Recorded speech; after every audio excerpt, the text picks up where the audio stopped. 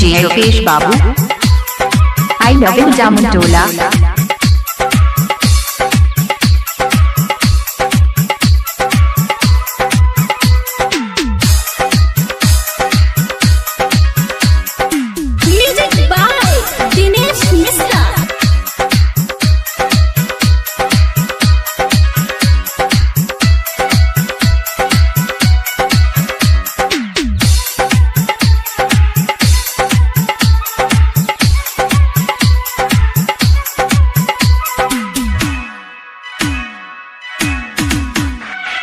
साली भर पयावेलू सारा ध्वजा गावेलू पके माई हंसी की सवार।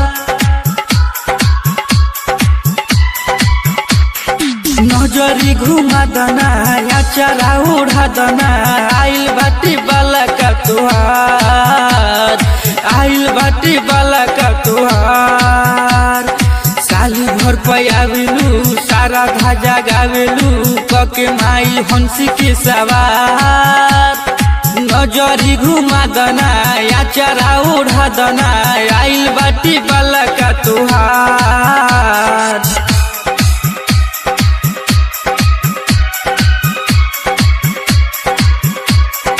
मिक्स बाय डीजे रुकेश बाबू, आई लव यू जामुन टोला।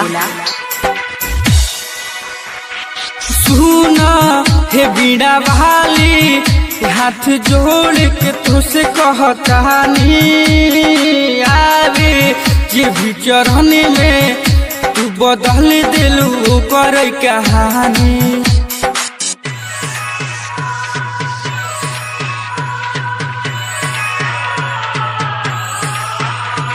सुना हे बीड़ा वाली हाथ जोड़ के तुझसे कहतानी, आवे जे भी चरण में तू बदल दिलू कर कहानी। चरण के धूल द हाथवा में फूल द किस्मत बदली द हमार।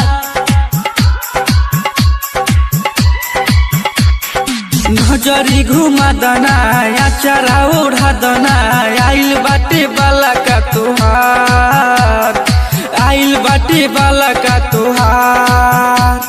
साली भर पयावेलू सारा ध्वजा गावेलू पके माई हंसी की सवार।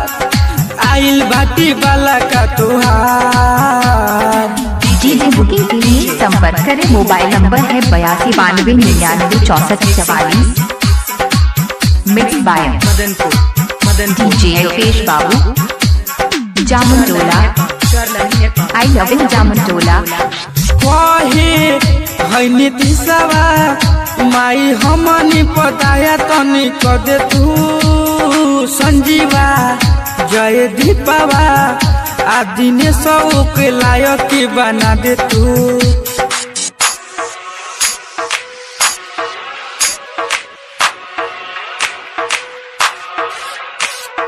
कहे नीति सवा माई हमनी पताया तनी कदे तू संजीवा जय दीपावा आदि ने सौ के लायक बना दे तू। नवनीत के प्यार दो जिंदगी संवार दो कल नाय रजी स्वीकार। नजरी घुमा दना या चरा उड़ा दना आइल बाटे बाला का तुहार, आइल बाटे बाला का तुहार। साल भर पयावेलू सारा ध्वजा गावेलू पके माई हंसी की सवार।